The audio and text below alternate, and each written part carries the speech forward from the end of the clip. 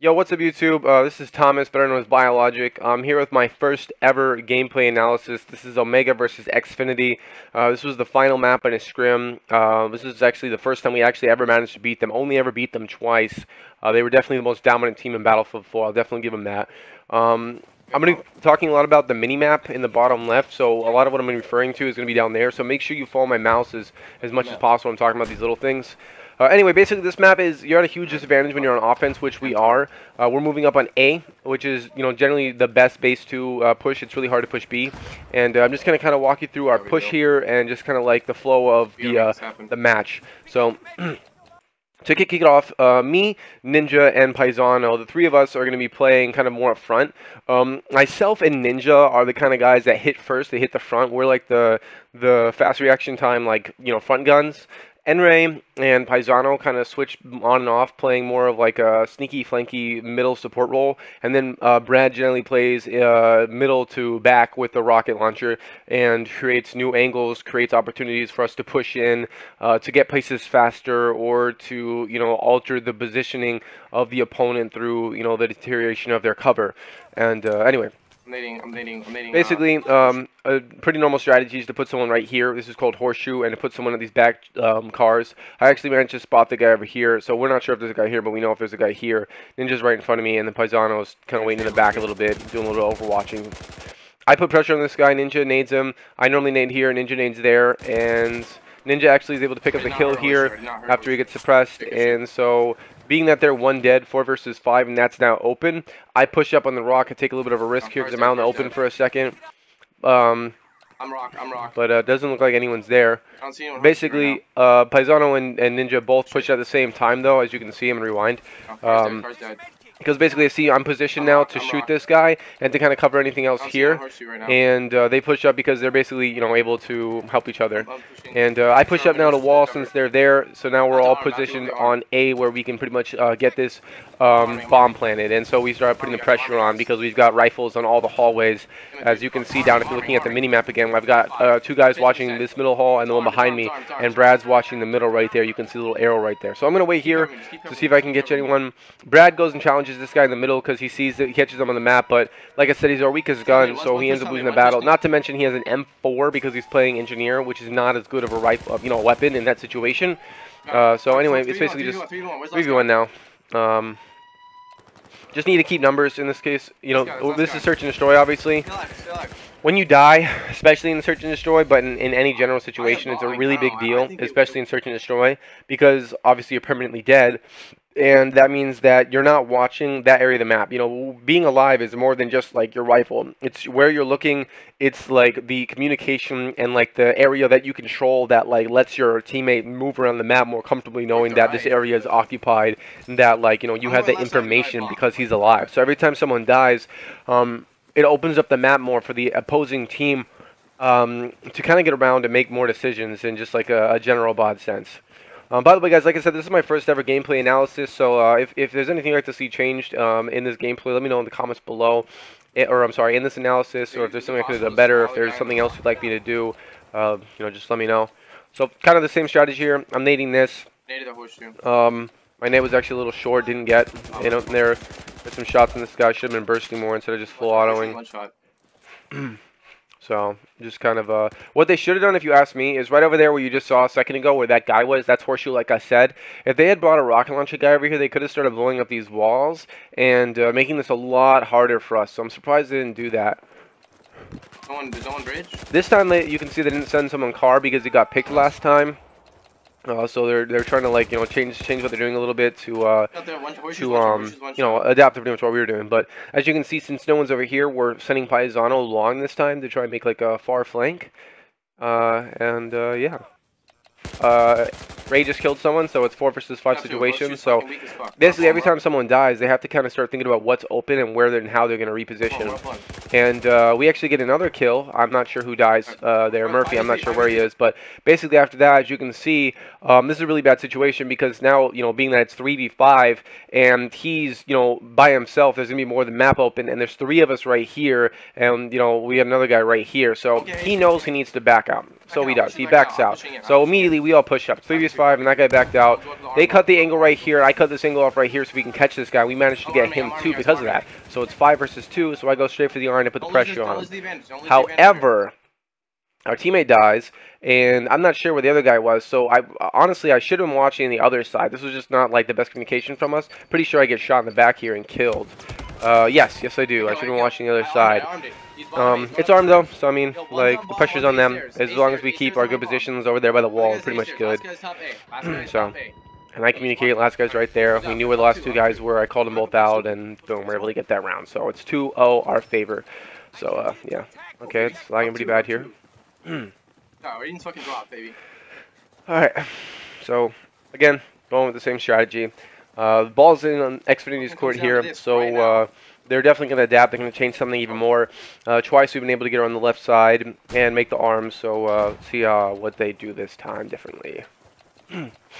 So again, same strategy from us. Nade it again. The main thing with that is not only does it, like, you know, I mean, like, you have the potential to kill someone, but the main thing I'm looking for is the hit marker. So we both naded right there. Neither of us got hit marker, so we know it's clear. So we both push up, and then I push up again because we have, like, you know, because no one's there. So they gave us the left side of the map this time. This time they're going to try and stalemate a different situation. You can clearly see. So in the bottom left, you can see where we're all positioned. We're all on the left side. We're all kind of just controlling this, like, diamond type position. And so basically, it's just kind of a little bit of standoff. We're a little bit scared to go for a bomb plant. Let's go for a far left flank. Let's start moving our left. All right, so right there, let's go for a far left flank. Basically, we're going to start setting Paisano on the far left to pick this guy off or somebody else so that we can open it up so that we can get up here and we can safely arm A and put the pressure back on them to come to us. Because right now, we just don't know if we're walking into a trap, if they're expecting, if they're waiting, if they've got some secret nade they're going to bounce off and, you know, get it in there in the middle on A or just whatever kind of crap. You know, you never know. And if I move up to A, I'm a very hard revive. So, well, yes and no, because I'm going to move with the cover, but telling everyone I'm going for the arm. So, alright. Once you guys tell me when it's cool to arm. Tell me when it's cool to arm. I've got him. Right here, I give this guy full recharge. Got everyone killed off the spawn. Still just waiting. I'm going for it. Right there, I see Paisano gets the kill. This is a little bit delayed. You guys got me? Yeah, he gets him, so he communicates that. I push in, but this is what they were doing. They had 2 guys waiting in the middle to get that cut off. They were just watching. They knew we were going to take that bait at some point and go for it. I should have gone around a little further. But even if I had, they would have seen. I'm safe right now. I'm currently safe. One's flanking right. One's front B. Alright, so front A. I finished the job anyway, planting the bomb. Front A and top A. Bombs down. Okay, right there. When I got revived for whatever reason, my gun went to single shot, and I didn't recognize it. I didn't realize it. So when this guy dropped on me, I fucking just could not kill him. And this is stupid because when you drop, like, your weapon has, like, insane inaccuracy for a minute. So this is a battle I should have won because he didn't start shooting till like a second afterwards. So I definitely should have won that battle. Kind of annoying, but hey, that's how it goes. Battlefield, you know. Yeah, they keep working together. So right here, the 3 of our teammates, like, are kind of spread out. We're all spread out. Like, the 2 core, the middle players, or at least, like, myself, I died, and Paisano's dead. So it's Ray, Brad, and Ninja. And Ninja, Ray's a really good communicator. Ninja normally just is just quiet, and Brad is on and off. So, all right, now it's just Brad and Ninja. So these 2 guys are not going to be communicating. They should be close to each other. They should be working in tandem with each other. Brad gets picked in the back, the other guy's on the bomb, and now they are going to work together to watch the bomb. He's going to disarm it, and other guy's going to cover him while he disarms it. I thought we had it, but we actually don't. We were just barely too slow. And so Xfinity makes the adaptation, and they're able to take that round. Good on them. They mix it up. So you got to do sometimes. You can't just keep doing the same shit all the time. Play top A. I'm smacking front A. Brad okay, play right horseshoe. Ray play front B. Yeah, we're doing this round. I'll get dirty. Play top A, me and Ninja are going front A, Brad's playing horseshoe, and Ray, you go front B. So basically same thing, like, you know, you can pretty much say, like, okay, so me and Ninja are going to be playing the front, and, like, everyone's going to have their different positions based on their weapons, based on their play styles, based on their strengths. And so I'm going to be the front line, because that's generally what I do, is I play, you know, the fast reaction time, aggressive, stay alive, you know, and be a nuisance kind of position. I like to put the pressure on the other guys so that they can't like come back to life. Like the reason I like this position here, for example, is although it's pretty far out in the middle, and they know I like to do this, and so they actually had a strategy to take me out in this situation where they had a nade, and then while I was naded and they knew I had to get up and move, they actually picked me.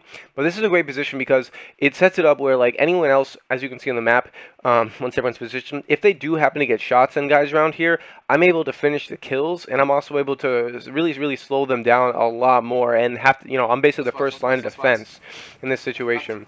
Oh, but this time, gun's still in single shot. This time they actually went for a left push, but these rarely work when you go B just because of how bad your positioning is over there. Get some shots on that guy. That guy's weak, he gets finished, so two guys just go down right there. So it's 5v3 and we have an immediate advantage.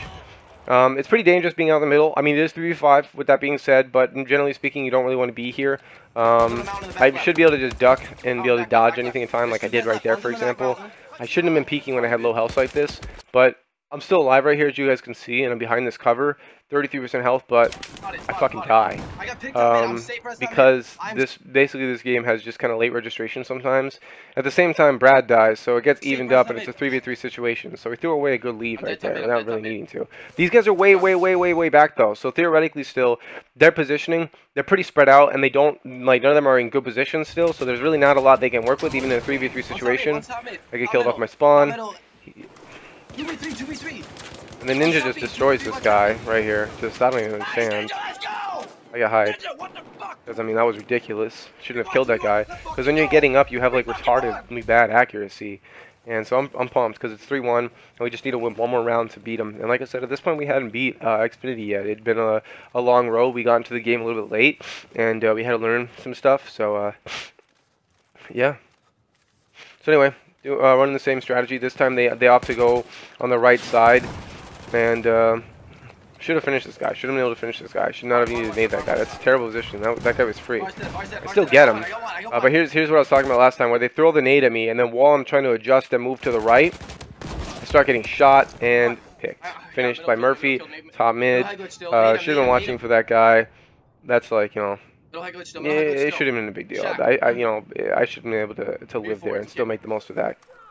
But anyway, it's 3v3. So, see where my teammates are. Got one guy up here, one guy below him on the left. He's pushing up here, so he's getting shots on. These guys are working together right now. He knows he's weak. I told him he pushes up. He now knows to push up. I don't know about him pushing up right here. I think he should have pushed more towards the middle rather than all the way down. That way he could have stayed and kind of supported Brad more.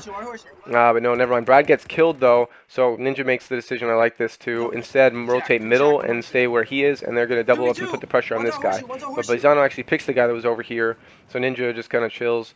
So if this is me, I play differently from these guys. These guys are like very individual players. Like I said, Paisano is very sneaky, and Ninja was one of the best guns in the game, one of the best shots. So the communication between these guys is just going to be non-existent, pretty much. Like, that's just their style, unfortunately. I'm a strong believer in communication, but it is what it is. So I'm communicating for these guys as much as I can. But Ninja is able to get the sneaky kill, and so we know where the last guy is. And he's focused on where Paisano is, so Ninja comes around, and he's able to pick him. And that's that. And so we win this room. And so this is just like the last round. Basically, like in Battlefield, even once the map's won, you still have to play the last round for whatever reason. There are a lot of stupid things with Battlefield, but I call this the nail because, I mean, like, we'd won the map at this point, and then I just kind of like turned up and just destroyed. So I like this clip. You'll see. So able to get this guy. 18 bullets left. Kill this guy, 0 on the clip, switch to the pistol, rush the other guy because I know they're going to be trying to revive this guy. Able to get this guy out of bullets in the pistol, go for the knife. Able to get 4 kills right there. Pretty pumped, as you can see. I'm not even paying attention because I could have gotten the last kill and he's right to my left, but hey, is what it is. Anyway, yeah, basically, I showed this game mostly just because I thought it was just a great example of just general teamwork. These kind of, like, principles apply to just about like any game, whether it was Call of Duty, whether it's Halo, whatever. Positioning is, a universal thing, beyond, just with everything. And basically, the team that wins, in most cases, is the team that communicates and works together the best, because it's just all about working off each other. In that, like, you're not like when you have two guys, you're not twice as effective. You're like 2.5 or 3 times as effective because you're now giving each other extra information. And so like you amplify the other guy as well as, you know, having like basically you amplify each other. You make each other better by providing additional information and additional like coverage and control of the map, allowing the other player to be more lax in his decisions and like, you know, his worries, so we can focus more on like what he's doing. And then of course things like team nades, team shooting, things like that allow for like unique picks and other special situations. So just teamwork is just so important. So anyway, guys, I really hope you enjoyed this video. Like I said, this is my first gameplay analysis, so if you have any criticism, anything you'd like to see differently, or if you'd like to see me do another game, maybe not even Battlefield, if you have a game you'd like to recommend me. I have 10 years of esports experience. I was a UMG ref. I've competed on multiple titles. You guys know that my history is, you know, is a long and arduous one. Yeah. Anyway, till next time, guys. Take care. Peace.